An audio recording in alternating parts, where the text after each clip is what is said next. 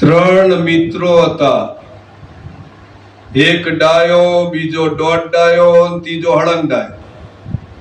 ત્રણેય મિત્રોની વ્યાખ્યા એવી હોય કે ડાયો એ સત્યમાં હા પાડે, દોઢ ડાયો સત્યમાં હા પાડે ને અસત્યમાં હા પાડે. હળંગ ડાયો તો મારે કેવું જ નહીં, જેમ ફાવે એમ બોલે. આ ત્રણેય મિત્રોએ નક્કી કર્યું કે આપણે રણુજા જવું છે. મહેસાણાના રેલવે સ્ટેશન ઉપર આવીને ઉભા થઈ ગયા. અમદાવાદ હમુથી ગાડી આવતી હતી. ડાયો બોલ્યો કે ગાડી ભરચક છે, આપણને જગ્યા નહીં મળે. દોઢ ડાયો કે મને એવું લાગે.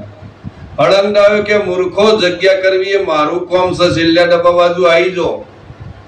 જ્યારે ગાડી આવીને ઊભી રહી એટલે છેલ્લા ડબ્બા બાજુ લઈ ગયા. પછી હળંગ ડાયા જૂનો સાયકલનું ટાયર પડ્યું હતું, લાકડીના ઠોડા ઉપર ભરાઈ ગોળ ગોળ ફેરવીને છેલ્લા ડબ્બામાં ફેંક્યું કે હાફ આવ્યો હાફ. આખો ડબ્બો ખાલી. આ ડબ્બો ખાલી થઈ ગયો એટલે ત્રણેય મિત્રો આ ડબ્બામાં ઘસઘસાટ હોઈ ગયા.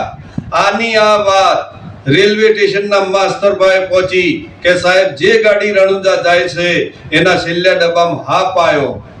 સાહેબે આદેશ કર્યો, છેલ્લો ડબ્બો કાપી નાખો. છેલ્લો ડબ્બો કાપી નાખ્યો. ગાડી ઉપડી જઈ. ગાડી તો રણુજા પહોંચી જઈ, પણ ડબ્બો ત્યોના ત્યો છે.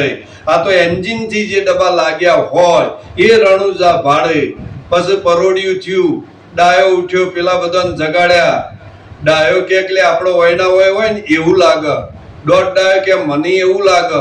હળંગ ડાયો કે મૂર્ખો, બધો રેલવે સ્ટેશન રણુજા જેવો જ હોય.